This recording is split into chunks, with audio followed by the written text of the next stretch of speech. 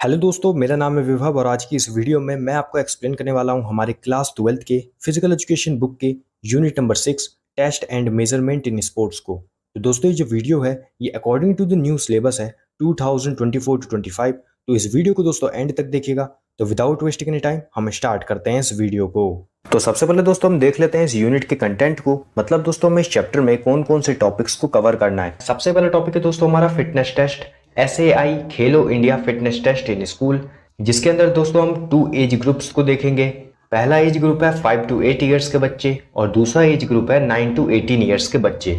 इन दोनों ग्रुप्स के लिए दोस्तों अलग अलग सेपरेट कुछ टेस्ट हमें दिए हुए हैं, इसके बारे में भी हम स्टडी करने वाले हैं। सेकंड टॉपिक है दोस्तों हमारा मेजरमेंट ऑफ कार्डियोवैस्कुलर फिटनेस, जिसमें हम देखेंगे हार्वर्ड स्टेप टेस्ट को। थर्ड टॉपिक है दोस्तों हमारा कंप्यूटिंग बेसल मेटाबॉलिक रेट, जिसको हम शॉर्ट में BMR भी बोलते हैं। नेक्स्ट टॉपिक है दोस्तों हमारा Rikli and Jones senior citizen fitness test, जिसमें हम 6 अलग अलग टेस्ट को देखेंगे। और लास्ट में हम देखेंगे Johnson Metheny test of motor educability, जिसमें हम 4 अलग अलग टेस्ट को देखेंगे, front roll, back roll, jumping half turn, jumping full turn. तो चलिए स्टार्ट करते हैं सबसे पहले टॉपिक से, जो कि है दोस्तों हमारा SAI Khelo India fitness test in school. तो दोस्तों आप लोग सोच रहे होंगे कि SAI क्या होता है। तो दोस्तों SAI का मतलब होता है the sports authority of India. तो दोस्तों ये जो स्पोर्ट्स अथॉरिटी ऑफ इंडिया है ये कुछ काम करती है। इसका काम है दोस्तों कि अलग अलग लेवल्स पे नए टैलेंट्स को निकालना, उनके ऊपर वर्क करना और उन लोगों को एनकरेज करना गेम्स और स्पोर्ट्स के लिए, स्पोर्ट्स की इंपॉर्टेंस को बताना, उन तक पहुंचाना स्पोर्ट्स को आगे बढ़ाना, ये सारे काम SAI करती है। अब दोस्तों हम समझ लेते हैं कि खेलो इंडिया प्रोग्राम क्या होता है। तो दोस्तों जो खेलो इंडिया प्रोग्राम है वो एक नेशनल स्कीम है या फिर एक नेशनल योजना है जो कि लॉन्च करी गई थी इंडिया के अंदर स्पोर्ट्स के डेवलपमेंट को बढ़ाने के लिए। अब दोस्तों ये जो खेलो इंडिया प्रोग्राम है ये लॉन्च हुआ था इंडिया में 2018 में ministry of sports and youth affairs के द्वारा। तो अब हम समझ लेते हैं कि SAI Khelo India fitness test होता क्या है। तो दोस्तों ये जो टेस्ट है इस टेस्ट के द्वारा बच्चों का मोटर फिटनेस कंपोनेंट को चेक किया जाता था। और वो बच्चे कौन से एज के होते थे? वो बच्चे होते थे ओनली स्कूल गोइंग स्टूडेंट्स या फिर स्कूल गोइंग चिल्ड्रंस। अब ये तो आपको पता चल गया कि ये जो टेस्ट है ये स्कूल गोइंग स्टूडेंट्स के लिए ही है। तो दोस्तों ये जो स्कूल गोइंग चिल्ड्रन है या फिर जो स्कूल गोइंग स्टूडेंट्स है, इनका जो एज ग्रुप है वो भी दोस्तों काफ़ी ज़्यादा बड़ा है। इसीलिए दोस्तों इस टेस्ट को 2 ग्रुप्स में बांट दिया गया। एक ग्रुप था 5 से 8 साल के बच्चों के लिए, जिसके अंदर generally 1st to 3rd class के बच्चे आते थे। और सेकंड ग्रुप था 9 से 18 साल के बच्चों के लिए, जिसके अंदर 4 to 12 क्लास के बच्चे आते थे। तो दोस्तों अब हम देख लेते हैं कि जो 5 साल से 8 साल के जो बच्चों का एज ग्रुप है, जो कि जनरली क्लास 1st से क्लास 3rd के स्टूडेंट्स होते हैं, उनके लिए दोस्तों कौन कौन से टेस्ट को डिजाइन करा गया है, उनके लिए दोस्तों कौन कौन से टेस्ट को बनाया गया है। सबसे पहला टेस्ट है दोस्तों हमारा BMI का फुल फॉर्म होता है दोस्तों बॉडी मास इंडेक्स, जिसको हम क्विटलेट इंडेक्स भी कहते हैं। तो दोस्तों जो बॉडी मास इंडेक्स है वो दोस्तों मेजर करता है हमारी बॉडी के फैट को, जो कि दोस्तों हमारी हाइट और वेट पे बेस्ड होती है। अब दोस्तों ये जो BMI है इसको निकालने के लिए एक फॉर्मूला होता है। फॉर्मूला है दोस्तों हमारा बॉडी वेट अपॉन में हाइट इंटू हाइट, जिसमें दोस्तों जो हमारा बॉडी वेट होगा वो किलोग्राम्स में होना चाहिए, मतलब केजी में होना चाहिए, और जो हमारा हाइट होगा वो मीटर्स में होना चाहिए। अब दोस्तों आप सोच रहे होंगे कि ये जो बॉडी मास इंडेक्स है या जिसे हम BMI कहते हैं, ये दोस्तों किस लिए निकाला जाता है। तो दोस्तों ये निकाला जाता है हमारी बॉडी फैट को मेजर करने के लिए। अब दोस्तों हम देख लेते हैं कि जो बॉडी मास इंडेक्स है उसको निकालने के लिए दोस्तों हमें कुछ इक्विपमेंट की रिक्वायरमेंट होती है। सबसे पहले जो इक्विपमेंट है जिसकी हमें रिक्वायरमेंट होती है बॉडी मास इंडेक्स को निकालने के लिए, वो है दोस्तों हमारा flat and clean surface. Second equipment है दोस्तों हमारा वेट मशीन। वेट मशीन की रिक्वायरमेंट होती है दोस्तों हमारे बॉडी के वेट को निकालने के लिए। थर्ड इक्विपमेंट है दोस्तों हमारा मेजरिंग टेप, जिसके द्वारा दोस्तों हम अपनी हाइट को निकाल सकते हैं। उसके बाद दोस्तों जब हमारे पास हमारी हाइट आ गई, हमारी वेट आ गई, तो इससे हम दोस्तों हम अपना BMI ईजिली निकाल सकते हैं।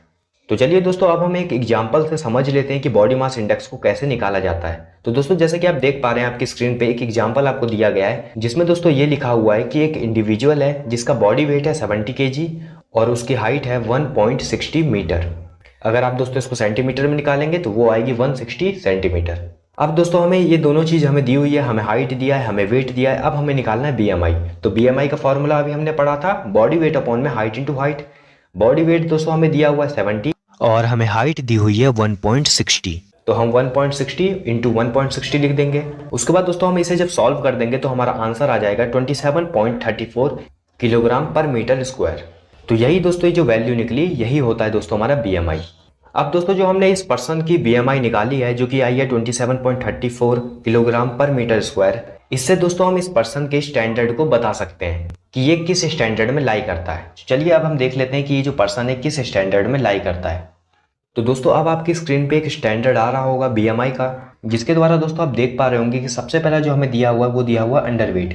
तो दोस्तों 18.5 से जो बिलो जिनकी बीएमआई आती है उसको दोस्तों हम अंडरवेट की कैटेगरी में लेते हैं। नेक्स्ट है नॉर्मल वेट। तो दोस्तों 18.5 से 24.9 के बीच में जिनकी भी दोस्तों बीएमआई आती है उनको हम नॉर्मल वेट लेते हैं। उसके बाद दोस्तों ओवर वेट आता है 25.0 से लेके 29.9 तक जिनकी भी बीएमआई आती है वो दोस्तों ओवरवेट की कैटेगरी में लाई करते हैं। तो दोस्तों अभी जो हमने जिस पर्सन का भी बीएमआई हमने निकाला था वो आया था दोस्तों 27.34 किलोग्राम पर मीटर स्क्वायर। तो दोस्तों वो जो पर्सन है वो ओवरवेट की कैटेगरी में लाई करता है। उसके बाद दोस्तों हमारा आता है ओबेस क्लास फर्स्ट। तो दोस्तों जिस पर्सन की भी बीएमआई 30.0 से 34.9 के बीच में लाई करती है उसे दोस्तों हम ओबेस क्लास फर्स्ट की कैटेगरी में डालते हैं।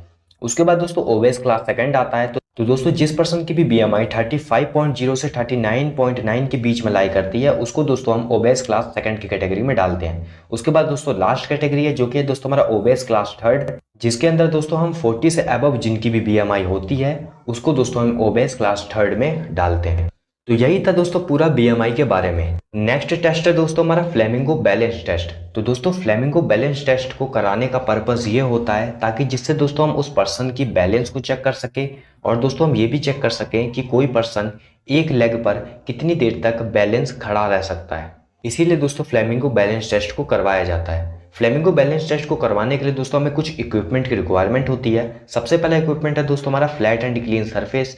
सेकंड है दोस्तों हमारा एक स्टॉप वॉच और एक हमें चाहिए होता है ब्रिक या ब्लॉक या बॉक्स। अब दोस्तों हम देख लेते हैं कि इसका प्रोसीजर क्या है, मतलब दोस्तों ये जो फ्लेमिंगो बैलेंस टेस्ट है इसको हम कैसे परफॉर्म कर सकते हैं। तो दोस्तों सबसे पहले जो पर्सन है या फिर जो पार्टिसिपेंट है उसको दोस्तों ब्रिक पे खड़ा हो जाना है। उसके बाद दोस्तों अगर उस पर्सन को जरूरत है तो वो अपने जो इंस्ट्रक्टर है उनके जो कि उस टेस्ट को करवा रहे हैं उससे उनके दोस्तों हैंड को पकड़कर बैलेंस अपने आप को कर सकता है। उसके बाद दोस्तों उस पर्सन को अपने प्रिफर्ड लेग पर बैलेंस रहना है। प्रिफर्ड लेग का मतलब यहाँ पर यह है दोस्तों कि जैसे कोई पर्सन होते हैं जो कि राइटी होते हैं, कुछ पर्सन होते हैं लेफ्टी। राइटी का मतलब जिन पर्सन का दोस्तों जो राइट साइड है वो डोमिनेंट होता है और जिन पर्सन का लेफ्ट साइड डोमिनेंट होता है उसको हम लेफ्टी कहते हैं। तो वही दोस्तों यहाँ पर कहा जा रहा है कि उस पर्सन को अपने प्रिफर्ड लेग पे जो कि राइट भी हो सकता है लेफ्ट भी हो सकता है उस पर बैलेंस करना है। उसके बाद दोस्तों जो उसका फ्री लेग है उसको दोस्तों उसे बेंड करना है क्लोज टू द बटक या फिर हिप्स। उसके बाद दोस्तों जो उस पर्सन के इंस्ट्रक्टर होंगे वो स्टॉप वॉच को ऑन कर देंगे।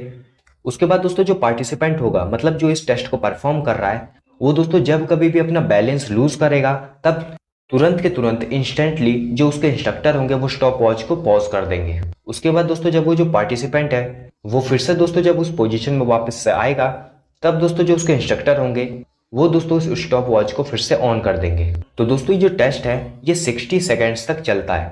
60 सेकेंड्स के अंदर जो पार्टिसिपेंट है वो जितनी बार भी अपना बैलेंस खोएगा उसको दोस्तों जो उसके इंस्ट्रक्टर होंगे वो काउंट करेंगे।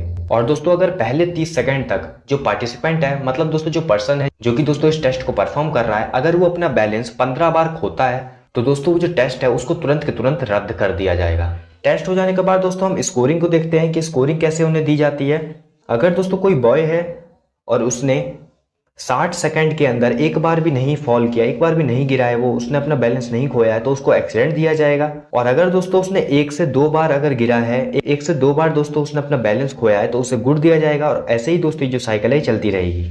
और अगर दोस्तों कोई गर्ल है जिसने दोस्तों एक बार भी 60 सेकंड्स के अंदर फॉल नहीं किया है, एक बार भी दोस्तों उसने अपना बैलेंस नहीं खोया है तो उसको एक्सीडेंट दिया जाएगा। और दोस्तों अगर उसने 1 से 2 बार अपना बैलेंस खोया है तो उसको गुड दिया जाएगा। और ऐसे ही दोस्तों जो टेबल है चलती रहती है।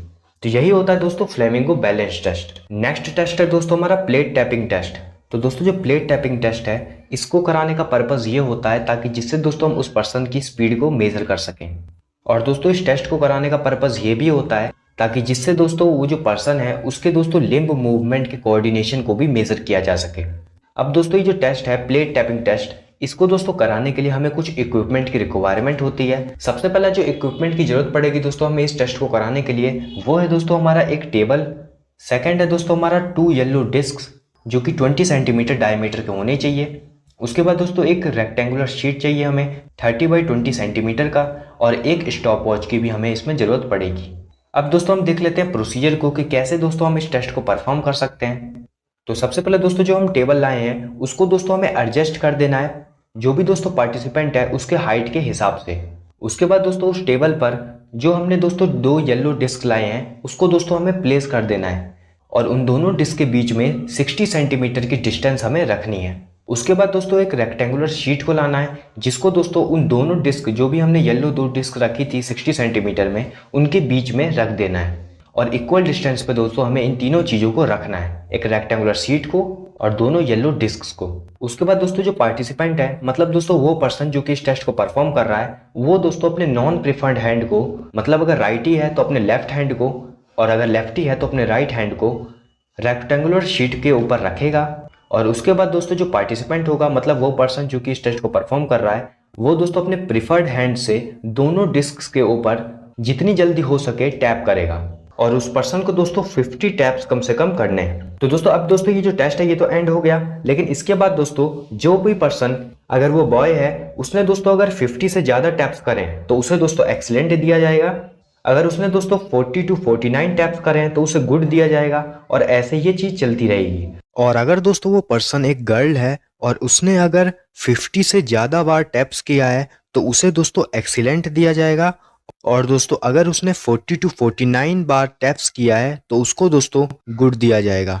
और ऐसे ही दोस्तों ये जो टेबल है ये कंटिन्यू होती रहेगी। तो यही होता है दोस्तों प्लेट टैपिंग टेस्ट। अब हम दोस्तों देख लेते हैं कि जो 9 से 18 साल के जो एज ग्रुप के बच्चे होते हैं, जो कि जनरली 4 to 12 क्लास के स्टूडेंट्स होते हैं, उनके लिए दोस्तों कौन कौन से टेस्ट को डेवलप करा गया है। इस एज ग्रुप में भी दोस्तों हमें BMI टेस्ट को जरूर पढ़ना है। मैंने दोस्तों BMI टेस्ट को ऑलरेडी डिस्कस कर दिया है। अगर दोस्तों आपको BMI को फिर से समझना हो तो मैंने दोस्तों डिस्क्रिप्शन बॉक्स में टाइम स्टैम्प्स दिए हुए हैं। आपको दोस्तों जिस भी पार्ट को देखना हो आप वहां पर क्लिक कर कर उस पार्ट को देख सकते हैं। सबसे पहला टेस्ट है दोस्तों हमारा 50 मीटर स्पीड स्टार्ट, जिसको दोस्तों हम 50 मीटर स्टैंडिंग स्टार्ट या 50 मीटर डैश भी कहते हैं। तो दोस्तों इस टेस्ट को कराने का पर्पस होता है स्पीड को मेजर करना, और दोस्तों इस टेस्ट को कराने के लिए हमें कुछ इक्विपमेंट की रिक्वायरमेंट होती है। सबसे पहला इक्विपमेंट है दोस्तों हमें चाहिए एक मेजरिंग टेप। सेकंड जो इक्विपमेंट है जो कि हमें चाहिए इस टेस्ट को कराने के लिए, वो है दोस्तों हमारे 2 स्टॉप वॉचेस। तो अब हम देख लेते हैं दोस्तों प्रोसीजर की किस तरीके से इस टेस्ट को परफॉर्म किया जाता है। तो दोस्तों सबसे पहले एक 50 यार्ड के फ्लोर में 2 लाइंस को मार्क किया जाता है। पहली लाइन जो होती है वो होती है स्टार्टिंग लाइन, और दूसरी लाइन जो होती है वो होती है फिनिशिंग लाइन। तो दोस्तों जो सारे पार्टिसिपेंट होते हैं जो कि इस टेस्ट को परफॉर्म करने वाले हैं, वो सभी पार्टिसिपेंट रनिंग पोजीशन में स्टार्टिंग लाइन के पीछे खड़े रहते हैं, और जैसे ही दोस्तों उनके इंस्ट्रक्टर के द्वारा रेडी और गो का सिग्नल आता है, सारे पार्टिसिपेंट दौड़ना स्टार्ट कर देते हैं, और स्टॉप वॉच को भी तुरंत के तुरंत स्टार्ट कर दिया जाता है। और जो स्कोर होता है वो सेकेंड्स में रिकॉर्ड किया जाता है, nearest 10th of A second. तो यही होता है दोस्तों 50 metre speed test. Second test है दोस्तों हमारा 600 मीटर रन या वॉक। तो दोस्तों इस टेस्ट को कराने का पर्पस होता है इंड्योरेंस को मेजर करना। इस टेस्ट को भी कराने के लिए दोस्तों हमें कुछ इक्विपमेंट की रिक्वायरमेंट होती है। सबसे पहला इक्विपमेंट है वो है दोस्तों हमारा 600 मीटर ट्रैक, और सेकंड इक्विपमेंट है दोस्तों हमारा स्टॉप वॉच।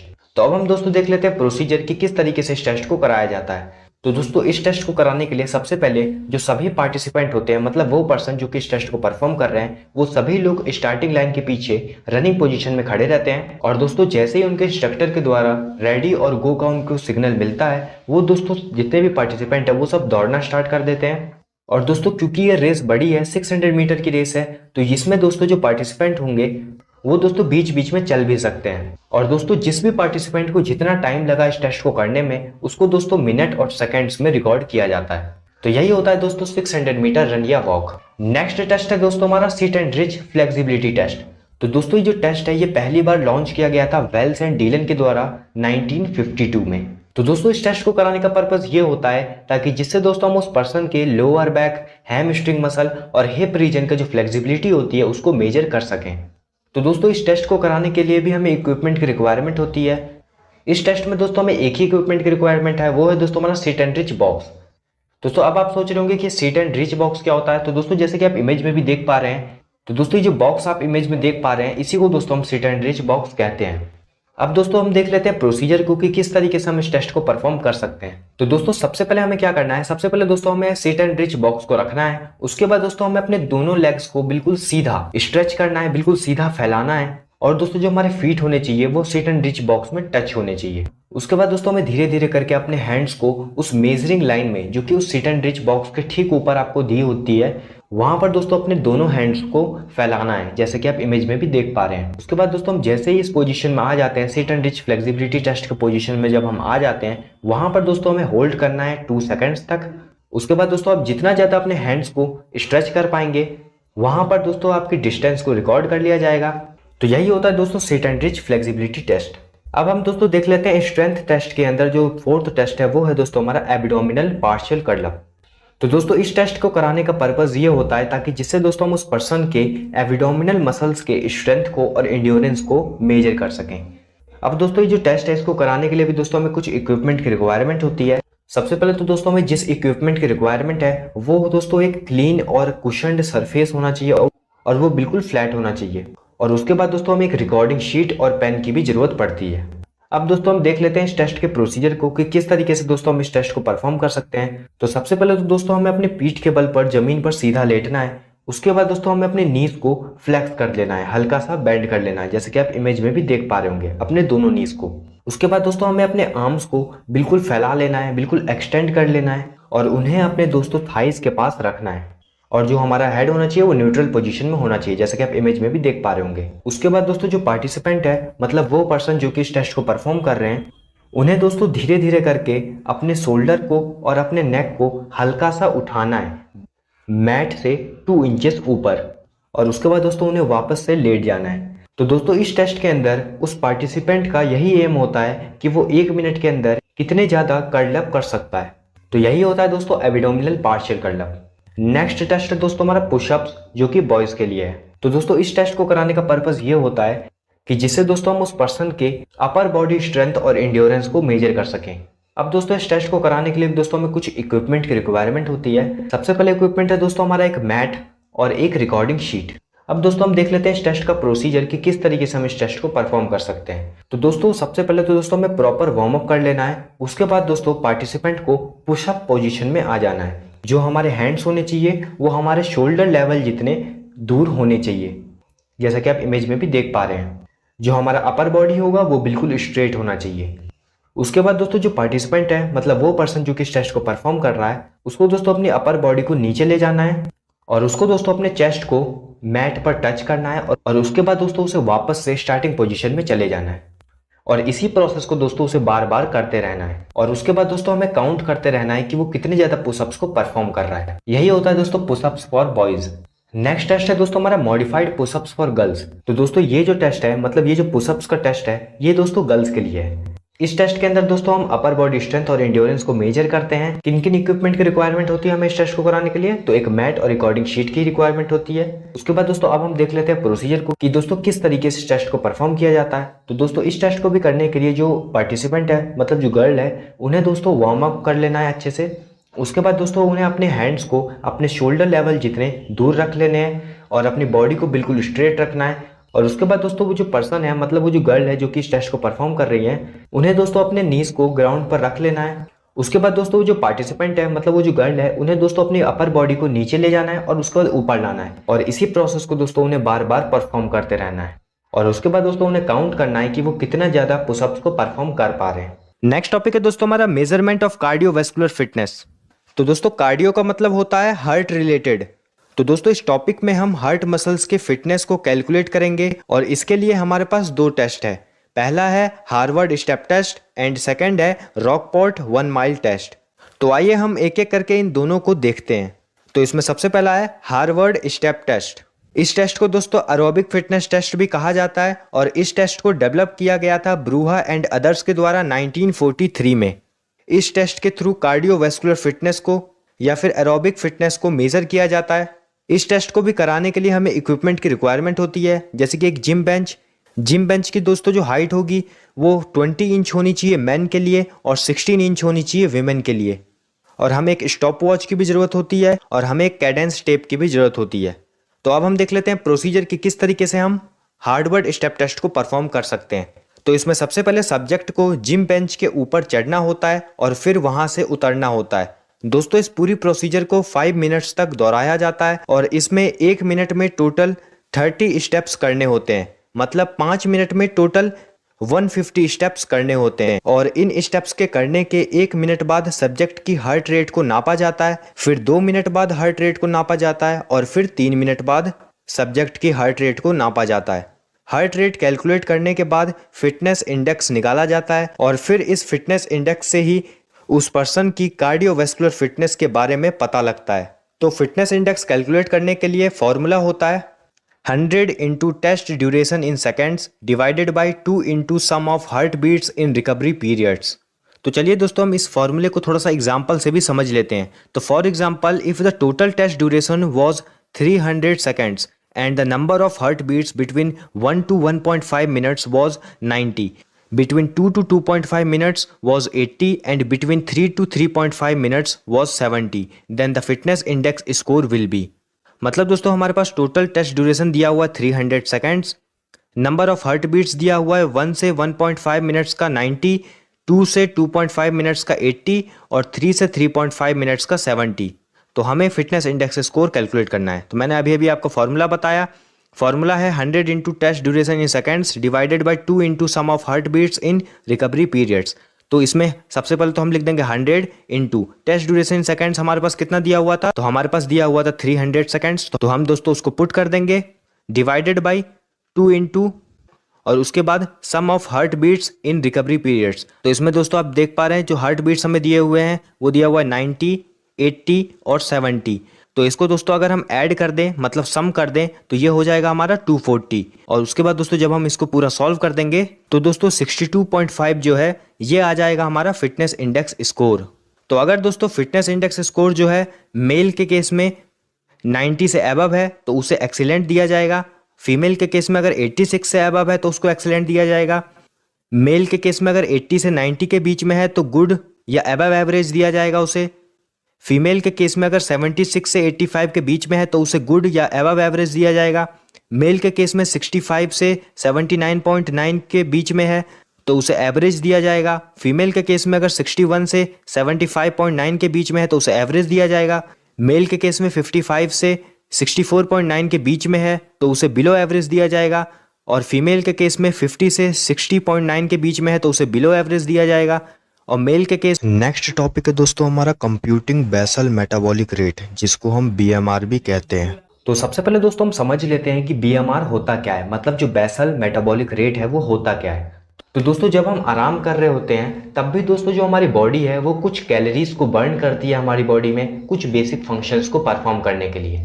वो बेसिक फंक्शंस है ब्रीथिंग, डाइजेशन और सर्कुलेशन। तो दोस्तों ये चीज़ तो आपको पता होगी कि ये तीनों फंक्शन हमेशा होते रहते हैं चाहे हमारी बॉडी वर्किंग कंडीशन में हो चाहे हमारी बॉडी रेस्ट कर रही हो। तो दोस्तों जो हमारी बॉडी है उसको कितने नंबर ऑफ कैलोरीज चाहिए हमारी बॉडी के अंदर बेसिक फंक्शंस को परफॉर्म करने के लिए, बेसिक फंक्शंस जैसे कि ब्रीथिंग, डाइजेशन और सर्कुलेशन, इसी को दोस्तों हम बीएमआर कहते हैं, मतलब बेसल मेटाबॉलिक रेट कहते हैं। आई होप आपको बेसल मेटाबॉलिक रेट क्या होता है ये चीज़ समझ में आ गई होगी। अब हम दोस्तों देख लेते हैं कि जो बेसल मेटाबॉलिक रेट है इसको कैसे कैलकुलेट किया जाता है। तो दोस्तों इसको कैलकुलेट करने के लिए एक फॉर्मूला होता है, मैन के लिए अलग फॉर्मूला होता है, विमेन के लिए अलग होता है।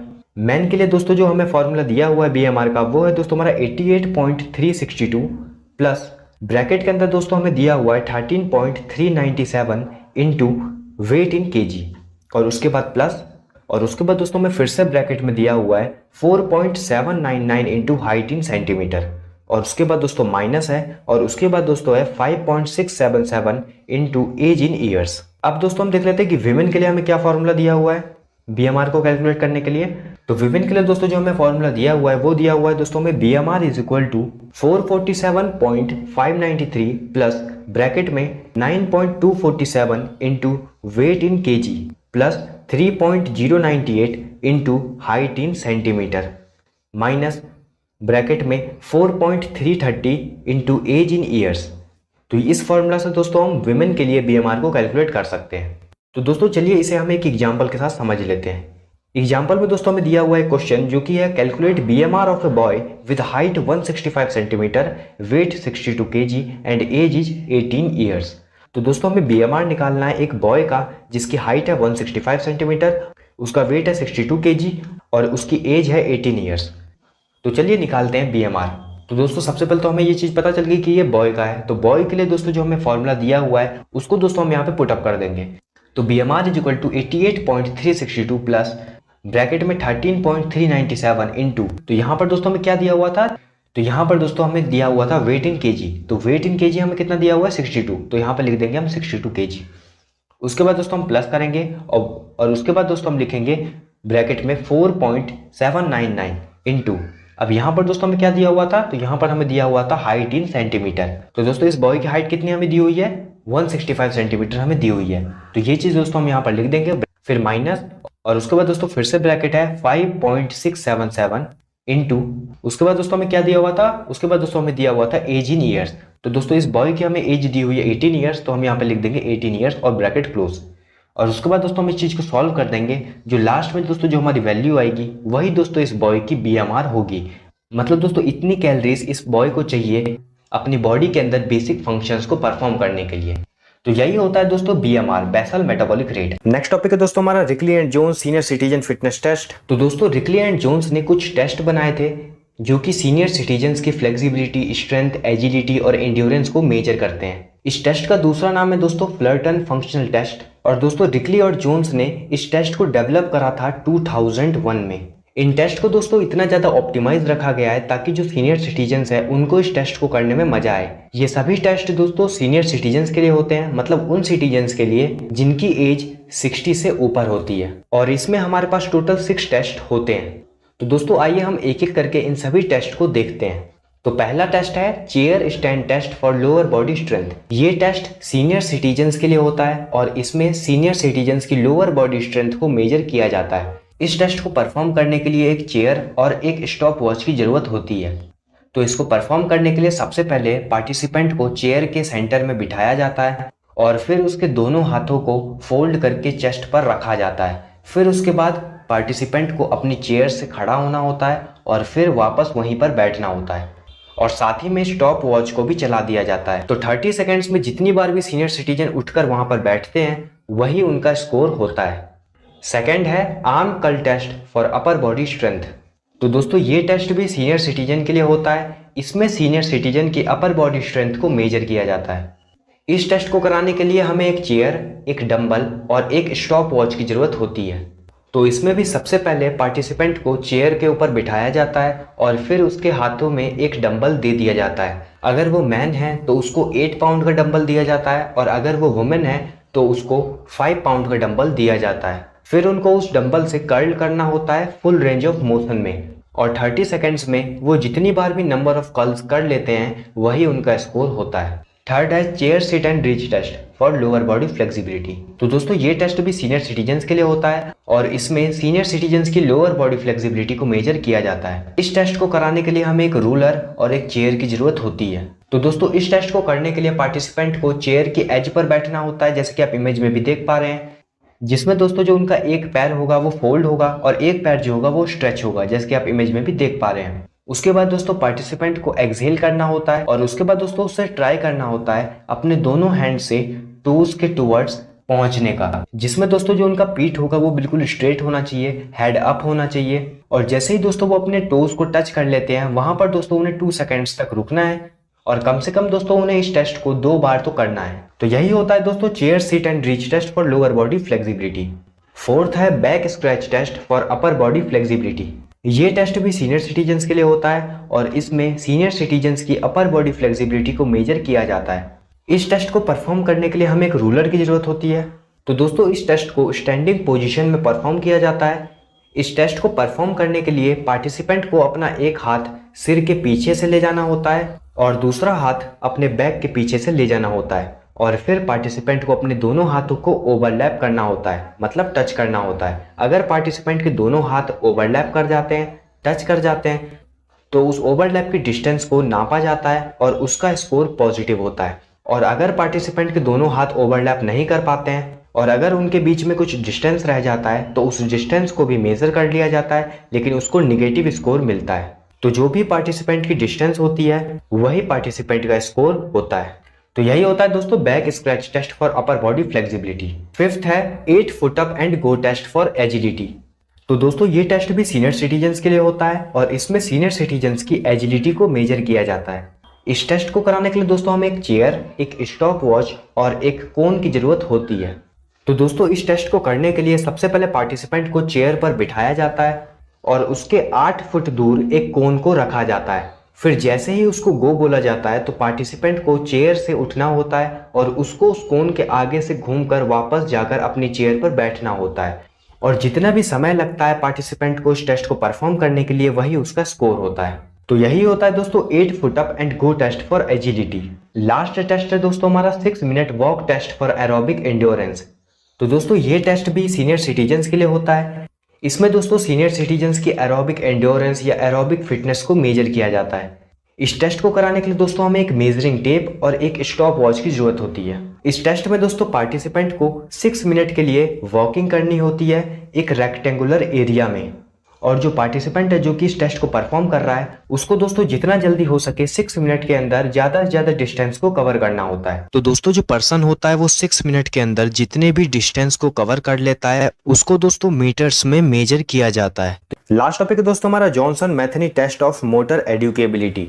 तो दोस्तों Johnson Metheny test of motor educability में 4 अलग अलग टेस्ट आते हैं, front roll, back roll, jumping half turn, jumping full turn. और दोस्तों इन सभी टेस्ट को एक एरिया में परफॉर्म किया जाता है जो कि 15 फीट का होता है और 2 फीट वाइड होता है। और इस एरिया में दोस्तों टोटल 20 बॉक्सेस होते हैं जैसे कि आप देख पा रहे हैं। और दोस्तों बीच में एक मिडल लाइन भी इन्हें डिवाइड कर रही होती है जैसा कि आप देख पा रहे हैं। तो चलिए दोस्तों हम एक एक करके देख लेते हैं इन सभी टेस्ट को। सबसे पहला है फ्रंट रोल। तो दोस्तों फ्रंट रोल को परफॉर्म करने के लिए सबसे पहले तो आपको एक स्टार्टिंग लाइन पे खड़ा होना पड़ता है उस एरिया में जहाँ पर इस टेस्ट को परफॉर्म किया जाएगा। उसके बाद दोस्तों आपको रोल करते हुए एकदम सेंटर लाइन पे पहुंच जाना है। और दोस्तों आपको याद रखना है कि आपको बिल्कुल भी फंबल नहीं करना है रोल करते वक्त। उसके बाद दोस्तों जब आप सही से एकदम रोल कर लेते हैं उसके बाद दोस्तों आपको सेकंड टाइम फिर से रोल करना है। और वो जो आप सेकंड टाइम रोल करेंगे वो दोस्तों आप उसी सेंटर लाइन से करेंगे जहां पर आपने पहली बार आए थे रोल करके।